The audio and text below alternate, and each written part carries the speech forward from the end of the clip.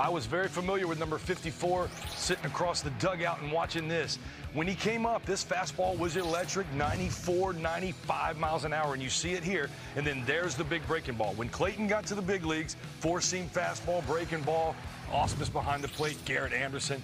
And then he worked into prime-time Clayton Kershaw. About 3 years in, he turned into a different animal. 95-mile-an-hour fastball, and there's the emergence of this slider, cutter, however you want to call it. It was 90 miles an hour, and then now look, his fastball's at 90 miles an hour, and this cutter, he can still get it right around there. There's a little cutter at 91. There's a little bit bigger one at 87.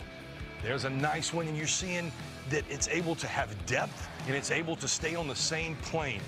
What I've loved about Clayton Kershaw is the ability to evolve. You see it here, and we're going to look at the red and the yellow. That yellow is cutter usage. You see, in the first few years, we didn't even throw it. Then it's been on a steady climb up. As velocity has dropped, he's begun to throw the four-seamer and the fastball less and the cutter more, to where you're seeing right here in the latter part of these last few years, cutter usage is more than the fastball usage.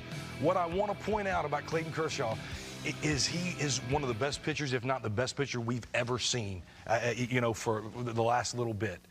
He got in the big leagues with elite stuff, and he continued to evolve. 3 years in, he found that cutter to be his pitch. He's used it, and it's what it's allowed him to do is go through the lineups more. You can't get through the lineup if you only have two pitches. I don't care how good they are. This cutter has continued to evolve. It's the reason why he's still relevant now. Command and the ability to play with your pitch usage. Man, he's been as good as he ever has. It's amazing because 5-6 years ago, the conversation out there was, man, Clayton's stubborn. He doesn't want to change. And it took a lot of time with Dave Roberts, Rick Honeycutt, the former pitching coach in L.A., Mark Pryor, guys who he trusts, to talk him into this.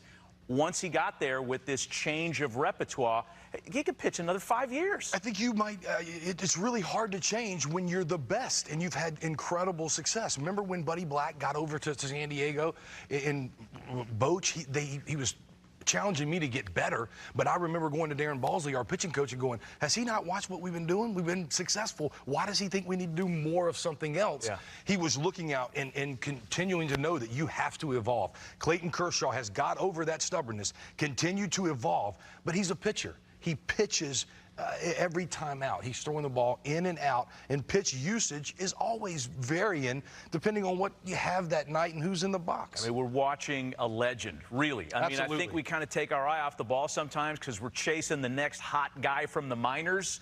This guy's a legend, and he's on the mound every 5 days. You can watch him tonight against the White Sox. I want to show you one thing here and because I think that slider was at its best.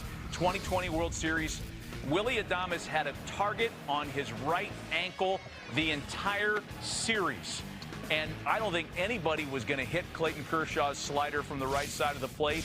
That's what he's shooting for, Jake. And doggone if he didn't break his ankle. I mean, that's presenting as a fastball away out of his hand. I mean, me and Albert and you had this conversation. Harold and Albert said it best. He goes, when Clayton Kershaw started throwing that cutter, things changed in a big way. You're talking about one of the best hitters that faced Clayton Kershaw, talking about when this cutter arrived, it's unhittable, and you're seeing it there. That ball was presenting his fastball, disappearing. Yeah.